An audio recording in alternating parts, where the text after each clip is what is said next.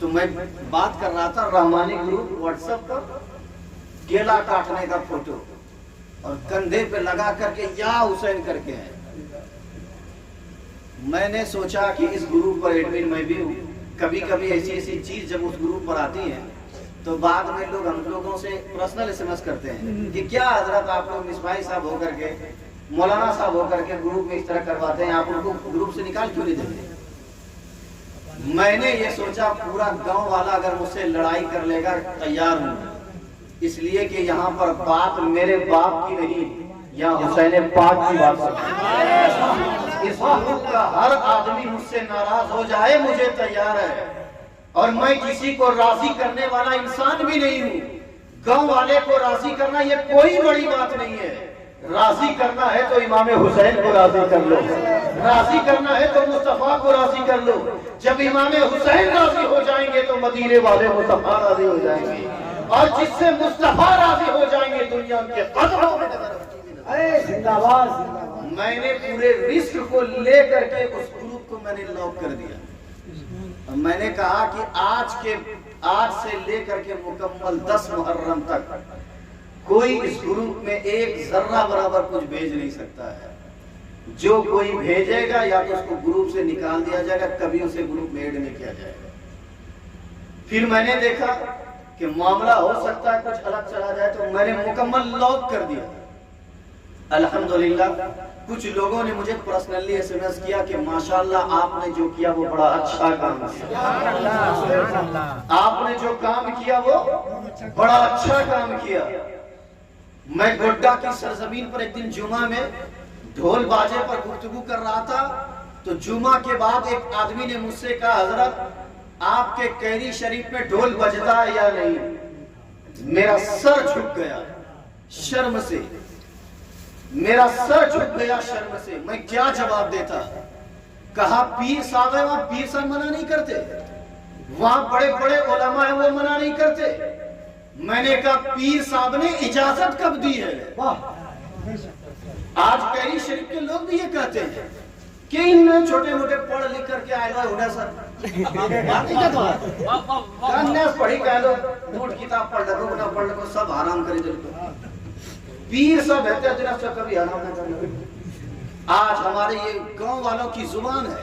میں کہتا ہوں کب مخدوم عالم پناہ نے آپ کو ڈھول بجانے کی اجازت دی ہے, کب حضور شیخ المسلمین نے آپ کو ڈھول بجانے کی اجازت دی ہے, کب حضور شاہد میاں نے آپ کو ڈھول بجانے کی اجازت دی ہے.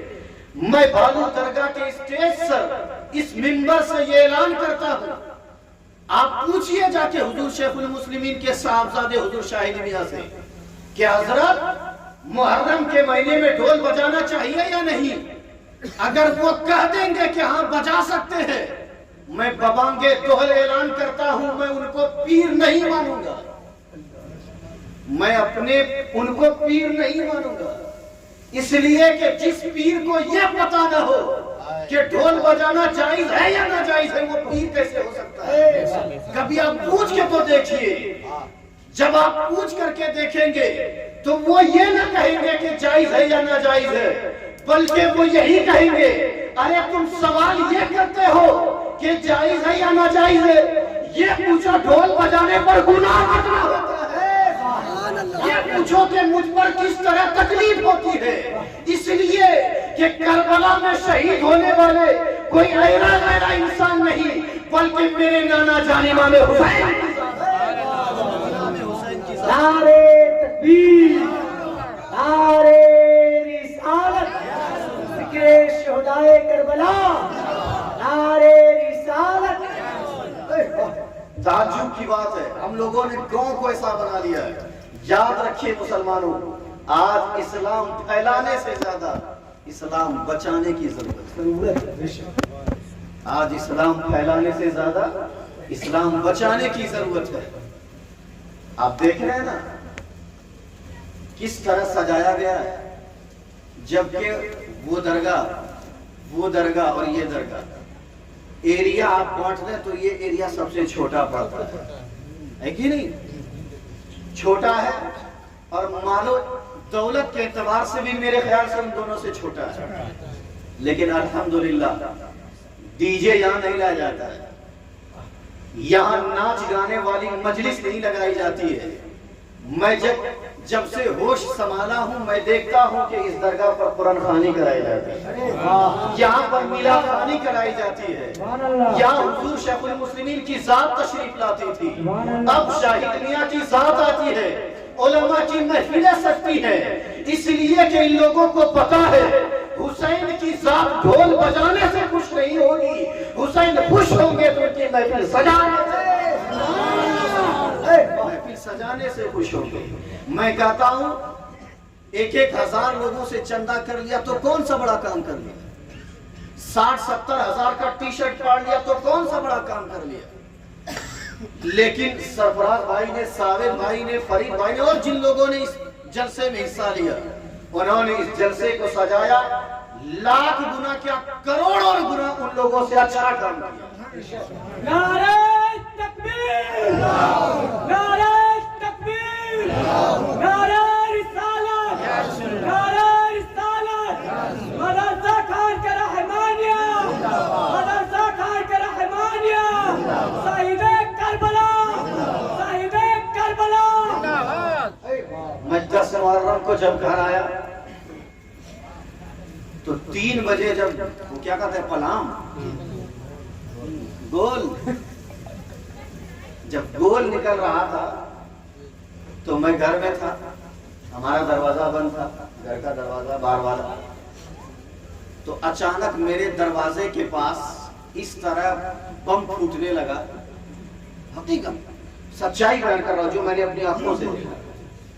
اس طرح بم پھوٹنے لگا تو جو عورتیں بھی گول میں تھیں اب ان کو ڈر محسوس ہوا کہ کہیں مجھ پر کچھ چوٹ نہ آ جائے, تکلیف نہ ہو, تو وہ ڈر مارے میرے دروازے پر پہنچ گئے اور ان لوگوں نے گالیاں دینا شروع کر دی. ان عورتوں نے گالیاں دینا شروع کی. مجھے اس وقت احساس ہوا کہ آج اگر یہ گول نہ لے جا کر کے امام حسین کا جلوس نکالتے, یہ عورتیں بد دعائیں اور گالیاں نہیں دیتی بلکہ آنچل اٹھا کر ان لوگوں کو دعائیں دیتی ہوئی نظر آتی. لیکن میں کہتا ہوں یہ کسی کے دروازے پر یا کسی کے محلے میں کسی کی گلی میں جا کر کے بم پھوڑ لینا, یہ پٹاخہ پھوڑ لینا یہ کمال کی بات نہیں ہے, بلکہ راتوں کو اپنی نیند کو حرام کر کے امام حسین کی مجلس میں بیٹھ کر کے ان کا ذکر سن لینا یہ کمال کی بات ہے, یہ کمال کی بات ہوتی ہے. جب 10 محرم کو ہمارے پاس یہ چاروں آئے, انہوں نے کہا کہ آپ کو سنیچر کے دن ہم لوگ پروگرام کر رہے ہیں, آپ کو رہنا ہوگا. میں نے کہا میں جمعہ کے دن گڈا چلا جاؤں گا, میں رہ نہیں پاؤں گا. کہا کہ آپ کو رہنا ہی ہوگا. میں نے کہا اچھا ٹھیک ہے رہ لوں گا. پھر میں نے کہا کہ آپ کسی باہری کو بلا لیجئے, تو انہوں نے کہا کہ کیا بتاؤں ذرا, جب کسی کے دروازے پر چندہ کے لیے جاتے میں 10 روپیہ دیتا ہے, جب کسی کے دروازے پر جاتے تو 20 روپے دیتا ہے. میں کہتا ہوں 10 روپے دینے والوں, 20 روپے دینے والوں, آپ ان لوگوں کو چندے کھل کر کے دیا کرو. لیکن جب وہ لوگ ڈھول تاشے کے لیے چندہ لینے کے لیے آئے انہیں چپل دکھا کر کے بتائیے اور انہیں بتائیے کہ ہمارے ماں باپ نے چندہ دینے کے لیے ڈھول باجا میں نہیں بلکہ ماں باپ نے سکھایا ہے تو خرچ کرنے کے لیے امام حسین کی مجلس میں خرچ کرنا سکھایا ہے. اس لیے کہ جو دولت امام حسین کے ذکر میں خرچ ہوگی وہی دولت امام حسین کی بارگاہ میں مقبول ہو جائے. میں کہتا ہوں مسلمانوں, وہ 1,000 روپے جمع کر کے ان لوگوں نے کیا کر لیا, ڈھول ہی تو بجایا, تاشا ہی تو لایا, ڈانس ہی تو کیا, ڈی جے ہی تو بجایا. آج کچھ لوگ یہ بھی کہتے ہیں اگر ہم محرم نہیں منائیں گے تو کافروں کو کیسے بتائیں گے کہ ہم لوگ طاقتور. کچھ لوگ یہ بھی کہتے ہیں ہم لوگ اگر ڈھول نہیں لے کے جائیں گے تو کیسے پتا چلے گا مسلمان طاقتور. میں کہتا ہوں اگر ڈھول بجانا, ناچ گانا یہ سب کرنا جائز ہوتا تو سب سے پہلے ہمارے ممبر کے جتنے شعراء اور مقررین نے سب سے پہلے یہ ڈھول بجانا. ڈھول بجانا اگر ثواب کا کام ہوتا سب سے پہلے علماء نے بجاتے, سب سے پہلے پیر صاحب بجاتے. اگر بجانا جائز ہوتا اور ثواب کا کام ہوتا پیر صاحب نے بجاتے. لیکن کبھی آپ نے پوچھا, کبھی حضور شیخ المسلمین سے بھی پوچھا کبھی شاہد میاں سے آپ نے پوچھا کہ حضرت اتنا بڑا محرم ہوتا ہے، لاکھوں ہزاروں خرچ ہوتا ہے، لوگ باہر سے اپنا کام بند کر کے یہاں آ جاتے ہیں، آپ کیوں نہیں کبھی ڈول میں آتے ہیں؟ آپ کیوں نہیں کبھی محرم میں آتے ہیں؟ وہ آپ کو جواب دیں گے، مسلمانوں جس طرح آپ ہر کام میں اپنے پیر و مرشد سے پوچھتے ہیں، ویسے آپ محرم منانے سے پہلے پوچھ لیا جا کر کے کہ حضور محرم منانے کا طریقہ کیا ہے۔ جو حضور طریقہ آپ کو بتائیں گے اس طور طریقے پر منائیے۔ اس طور طریقے پر جب منائیں گے تو سب سے پہلے تو امام حسین کی اولاد سے امام حسین کی اولاد حضور شاہد میاں یہاں کیری شریف میں خوش ہوں گے۔ یہ جب خوش ہو جائیں گے تو امام حسین بھی راضی ہو جائیں گے۔ اب آپ کہیں گے کہ آپ ہی تھوڑا بتا دیجئے محرم کیسے منایا جائے۔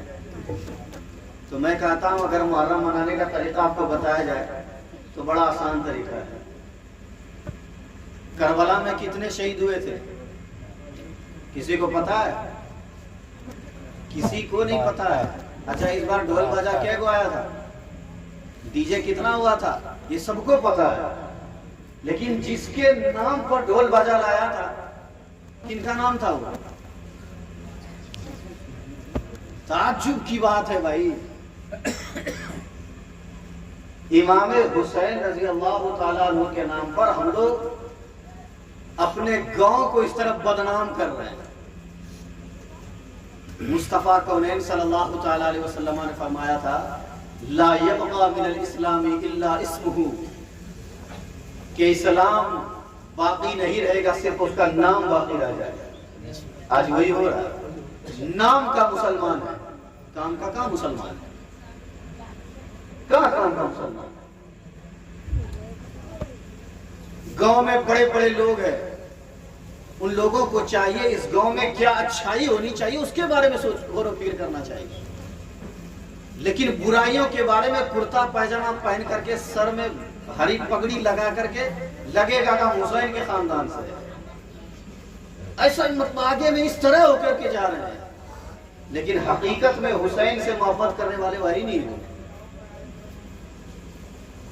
تعجب کی بات ہے، ایک دن میں نے دیکھا کہ کیری شریف پورا گاؤں اندھیرا ہے، اوپر کیری میں لائٹ چلملا رہی ہے، وہاں روشنی ہی روشنی ہے۔ تو میں نے اپنے گھر میں پوچھا کہ یہاں کون سی لائٹ ہے اور اوپر کیری میں کون سی لائٹ ہے؟ تو بتایا وہاں گوکلا کی لائٹ ہے۔ کہاں کی؟ ارے یہاں وہاں کی لائٹ نہیں ہے۔ تو میں نے کہا یہاں کی لائٹ کو جوڑ کیوں نہیں دیتا اس سے؟ کہا اس میں 10-12 ہزار روپے خرچ ہے۔ تو کہا کوئی چندہ نہیں کرتا، کوئی چندہ کرنے والا ہے ہی نہیں۔ تعجب کی بات ہے، اگر کوئی چندہ کر کے اس کام کو کروائے گا تو غریب آدمی بھی دعائیں دے گا، لیکن چندہ کس کام کے لیے ہو رہا ہے؟ یزیدیوں والا کام کرنے کے لیے۔ چندہ کس کام کے لیے ہو رہا ہے؟ ٹی شرٹ پھاڑنے کے لیے۔ چندہ کس کام کے لیے ہو رہا ہے؟ کیلا کا گاچھ کاٹنے کے لیے۔ تعجب کی بات ہے، یہ گاؤں ہمارا نہیں ہے، یہ گاؤں کی ریتی یہ نہیں ہے۔ اس گاؤں کی ریتی وہ تھی کہ جب گاؤں میں باڑھ آتا تھا، حضور شیخ المسلمین باڑھ میں گزر جاتے تھے، پانی کا پتہ نہیں لگتا تھا۔ ندی میں پانی آتا تھا، بزرگ بتاتے ہیں کہ گھر والے کیری شریف والے آرام سے سوتے ہیں، کسی کو یہاں سے پھنسنے کا ڈر نہیں ہوتا ہے۔ کیوں؟ کیونکہ بتاتے ہیں لوگ رات کی تنہائی میں کوئی گھوڑے پر سوار ہو کر کے اس گاؤں کی حفاظت کرتے رہتے ہیں۔ میں کہتا ہوں کون ہے وہ حفاظت کرنے والے؟ آج نظر آتے ہیں؟ نہیں آتے ہیں۔ کیوں نہیں ہوا آپ کے گاؤں میں دھان؟ کیوں نہیں ہوتی آپ کے گاؤں میں بارش؟ یہ اس گاؤں کی ریتی رواج رہی ہے کہ جب جب قاضی روزہ پر ویروتی جس کو بولتے ہیں، جب جب فاتحہ خوانی ہوتی ہے، جب سے میں نے ہوش سنبھالا ہے بارش ہوئی ہے یہاں، لیکن اس بار کیوں بارش نہیں تھی؟ کیوں لوگوں کا کھیت ایسے رہ گیا؟ کیوں دھان سب کا سڑ گیا؟ کسی کو فکر نہیں۔ کتاب اٹھا کر دیکھیے، حضور شیخ المسلمین علیہ الرحمہ نے لکھا ہے کہ ایک مرتبہ کیری شریف میں بارش نہیں ہو رہی تھی، لوگوں کا دھان مر رہا تھا، کھیت اس طرح جل رہا تھا، سب پریشان حال تھے۔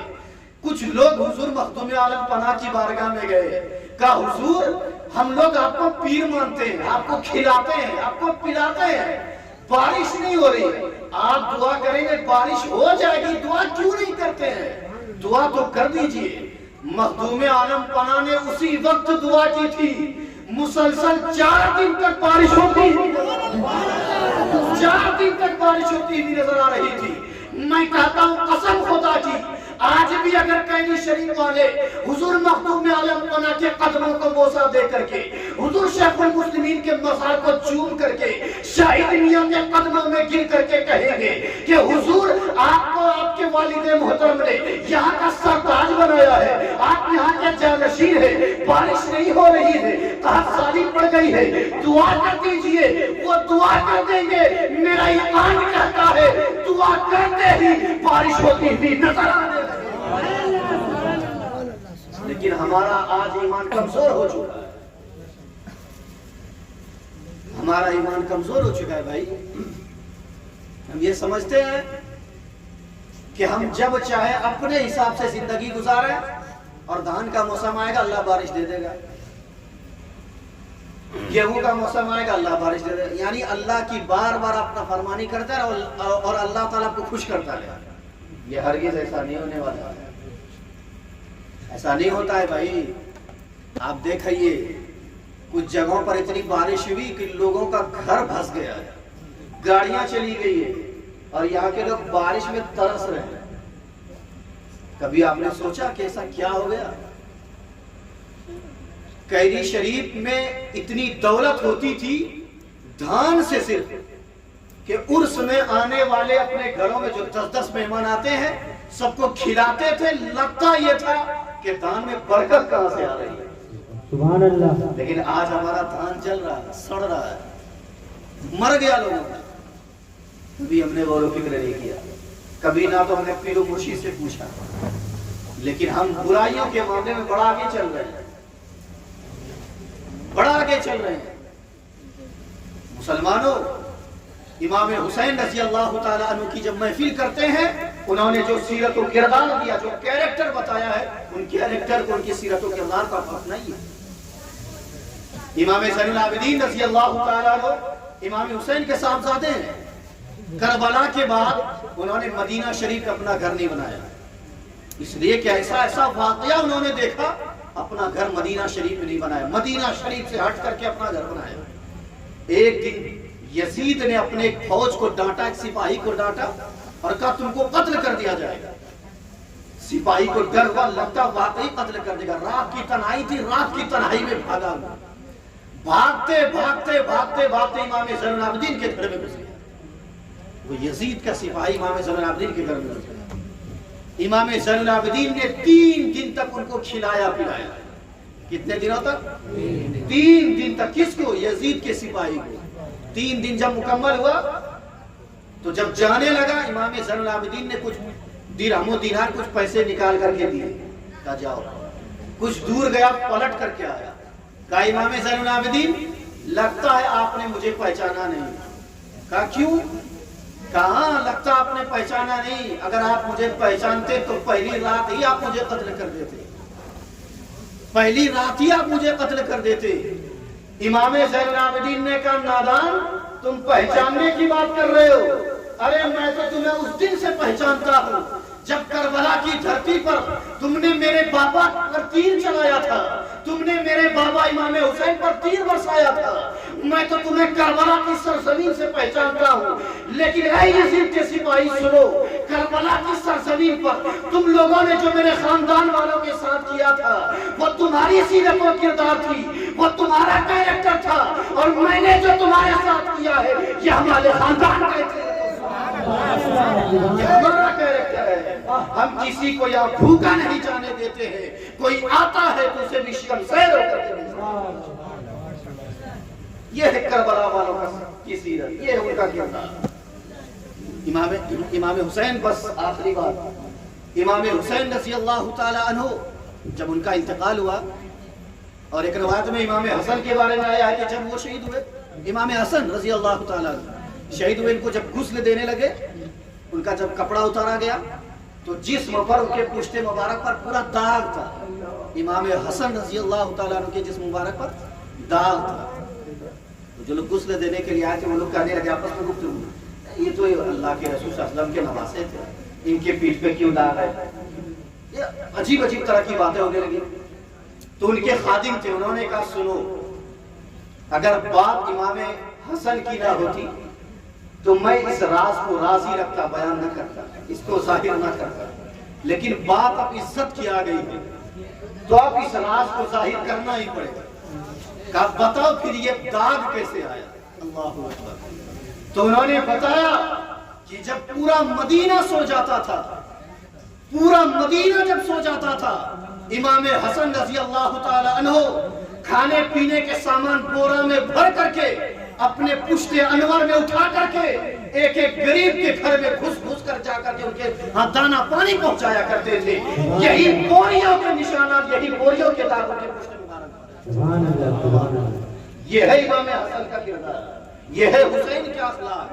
اور ہم نے کیا کر دیا بھائی؟ مسلمانوں اپنے آپ کو پہچانو کہ ہم ہے کیا. ہم نے حضور شیخ المسلمین سے محبتیں کی, انہوں نے ہمیں جینے کا طریقہ سکھایا. آج کوئی پوچھتا ہے کیا نام ہے بھائی, تو سرفراز رحمانی. کیا نام ہے؟ ساوید رحمانی.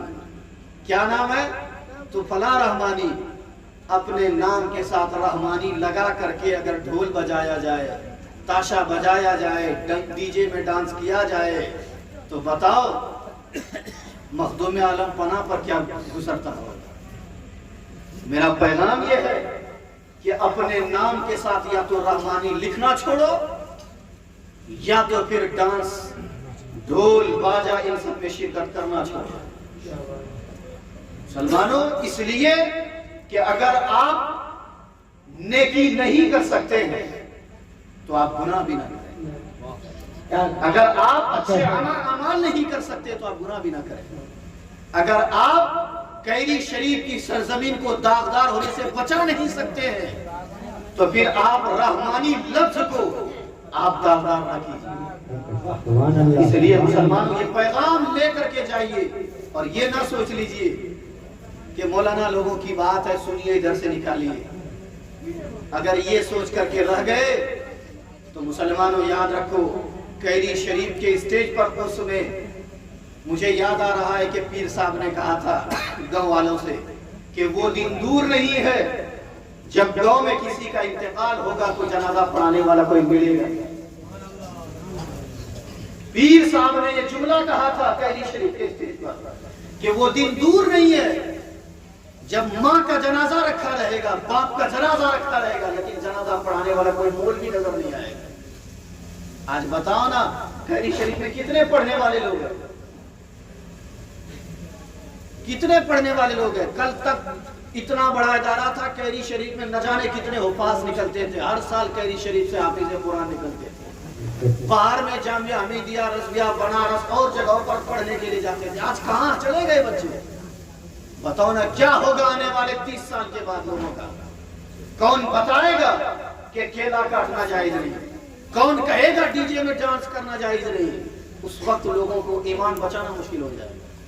مسلم شریف کی حدیث پاک ہے, مصطفیٰ کونین صلی اللہ تعالی علیہ وسلم فرماتے ہیں ایک وقت ایسا آئے گا لوگ صبح میں مومن ہوں گے, شام میں وہ کافر ہو جائیں گے. شام میں مومن ہوں گے تو صبح کافر ہو جائیں گے. یہ علم کی کمی ہوگی. الحمدللہ آپ کے ادارے میں, آپ کے گاؤں میں الحمدللہ جہاں دین کی تعلیم دی جاتی ہے وہیں دنیاوی بھی تعلیم دی جاتی ہے. اپنے بچے کو جہاں حافظ قرآن بنائیے وہیں اپنے بچوں کو ڈاکٹر بنانے کا ایک طریقہ دیا جا رہا ہے, پروفیسر بنانے کا ایک راہ دکھائی جا رہی ہے. آپ اپنے بچوں کو پڑھائیے. یہ گاؤں جاہلوں کا گاؤں نہیں ہے بلکہ الحمدللہ یہ پڑھا لکھا گاؤں ہے. اس گاؤں میں پڑھا لکھا آدمی ہونا چاہیے. میرا یہی پیغام تھا. میں نے سوچا تھا کہ کربلا پر تقریر کروں, لیکن کربلا پر سنتے سنتے آپ لوگ جوان ہو گئے. نہ جانے کتنے مولانا بولتے بولتے مر گئے, کتنے مولانا بڑھا گئے. آج تک کوئی کربلا میں کتنے شہید ہوئے 72 شہداء تک کا نام یاد نہیں ہوتا ہے. لیکن آج اس قوم کو کربلا کا واقعہ سننے سے زیادہ کربلا والوں کی سیرت و کردار اپنانے کی ضرورت ہے۔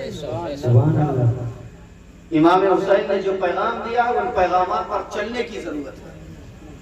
تو مسلمانوں اور میں اپنے تمام بھائیوں سے گزارش کروں گا کہ وقت کافی ہو چکا ہے، میں اپنی باتوں کو یہیں پہ ختم کر دیتا ہوں۔